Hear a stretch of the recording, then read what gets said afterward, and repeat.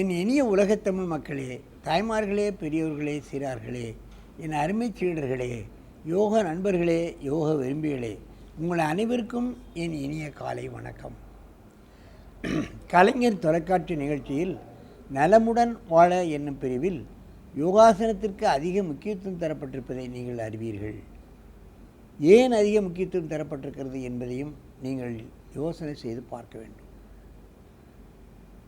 இது மக்களுக்காகவே இந்த கலையை நமது முனிவர்கள் உருவாக்கி இருக்கிறார்கள். 10,000 ஆண்டுகளுக்கு முன்பாகவே இந்த கலை பிறந்து விட்டது.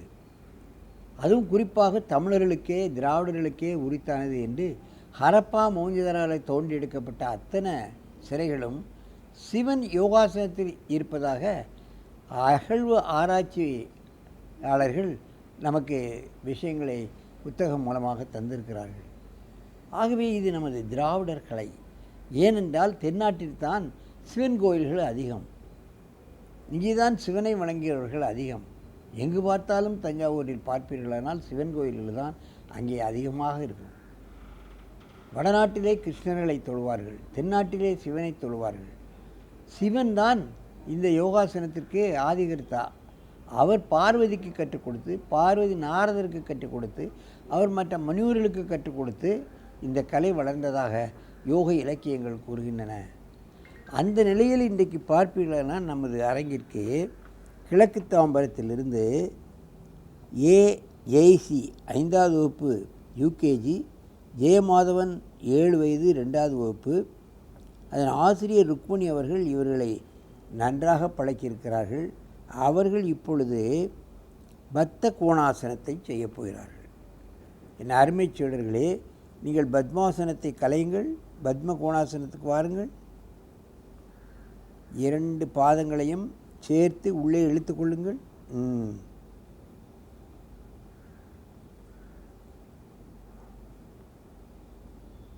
காலை பாதங்களை சேர்த்து கொண்டு உள்ளே இழுத்து குனிவது என்பது குனியவே முடியாது, கொஞ்சம் கூட குனிய முடியாது. சிறுவர்களாகட்டும் பெரியவர்களாகட்டும் குனியவே முடியாது. ஏன் குனிய முடியவில்லை என்று சொன்னால், உங்களுக்கு முதுகெலும்பு விரைப்புத்தன்மை அடைந்து விட்டது. ஏனென்றால் முதுகுக்கு எந்த வேலையும் கொடுப்பதில்லை, முன்னையும் வளைப்பதில்லை, பின்னையும் வளைப்பதில்லை.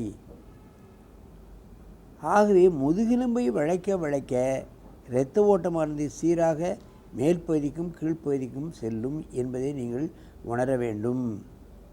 இரத்த ஓட்டம் எல்லா பகுதிக்கும் போகும்பொழுது நமக்கு நோயே வராது என்பதை நீங்கள் தெரிந்து கொள்ள வேண்டும்.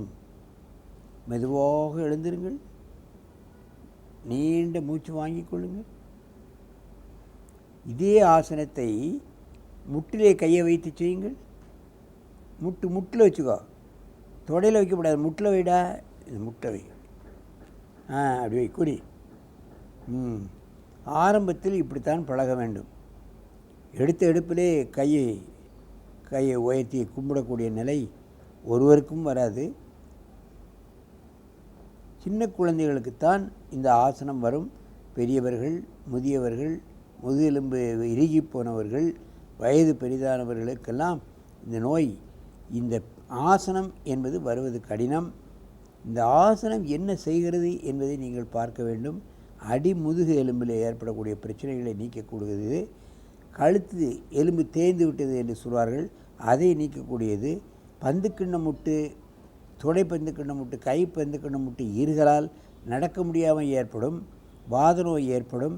அவைகளெல்லாம் இந்த ஆசனத்தின் மூலமாக நாம் எளிமையாக நீக்கிக் கொள்ளலாம் என்பதை நீங்கள் தெரிந்து கொள்ள வேண்டும். மெதுவாக எழுந்திருங்கள், நீண்ட மூச்சு வாங்கிக் கொள்ளுங்கள். இப்பொழுது ஒருவருக்கொருவர் நேராக பார்த்து செய்யுங்கள். திரும்புங்க, அப்படிதான். கொஞ்சம் பின்ன போ, ஏய் ஒரு ஆள் போகணும். இப்போ பண்ணு. மெதுவாக குனியணும், வேகமாக செய்யக்கூடாது, மெதுவாக குனியணும். 20 எண்ணிக்கை எண்ண வேண்டும். சாதாரண மூச்சில் மெதுவாக எழுந்திருங்கள். கையை கிளறக்கு, நீண்ட மூச்சு வாங்கிக் கொள்ளுங்கள். முட்டிலே கையை வைத்து இந்த ஆசனத்தை செய்ய வேண்டும். குனிங்க.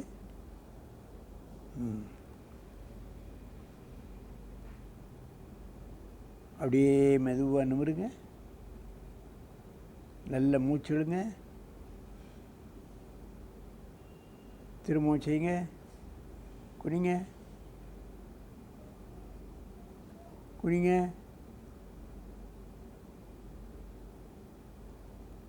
மெதுவாக எந்திரிங்க. நல்ல மூச்சுளு. கையை உயர்த்தி கும்பிட்டு செய். கையை உயர்த்தி கும்பிடு. இப்போ பண்ணு.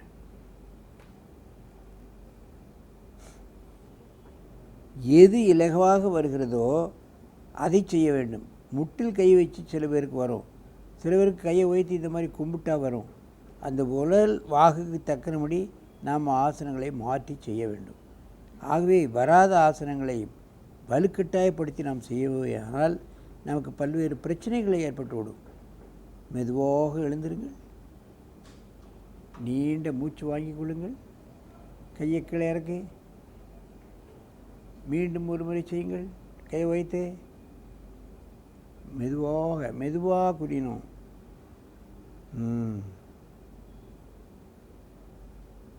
பத்த கோணாசனத்தில் கும்பிட்ட நிலை. மெதுவாக எழுந்திருங்கள். அப்படியே நேரே வந்து பத்மாசனத்தில் அமருங்கள். அப்படியே அங்கே பக்கம் உட்காரு. பத்மாசனத்தில் உட்காரு. என் அருமை பெரியோர்களே, இவைகளெல்லாம் சின்ன சின்ன ஆசனங்கள். நீங்கள் குனிந்து தரையை தொட வேண்டும் என்பதே அல்ல. கையை உயர்த்தி இந்த அளவுக்கு குனிந்தாலே போதும், அந்த பகுதி வேலை செய்ய ஆரம்பித்து விடும். ஆகவே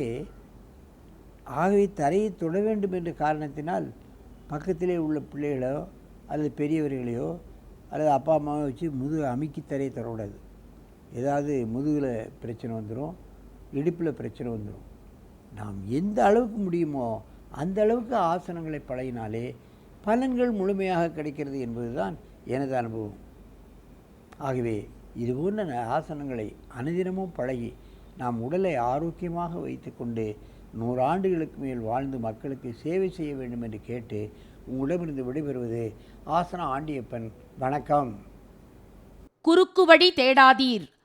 அந்நாள் இலக்கியங்கள் வரலாறுகள் மட்டுமின்றி இந்நாளிலும் அரசியல் சமுதாய பொது வாழ்வில் ஈடுபடுவோர் எவராயினும் அவர்கள் எப்படியாவது தமது குறிக்கோளில் வெற்றி பெற வேண்டும் என குறுக்கு வழி தேடாமல் மான உணர்வு மங்காமல் பெறுகின்ற தோல்வியும் விழுப்புண் பெற்று அடைகின்ற வீழ்ச்சியும் கூட வெற்றி பட்டியலில்தான் வைக்கப்படும் என மன நிறைவு கொள்ள வேண்டும். அதுதான் மறுக்க முடியாத உண்மையும் கூட.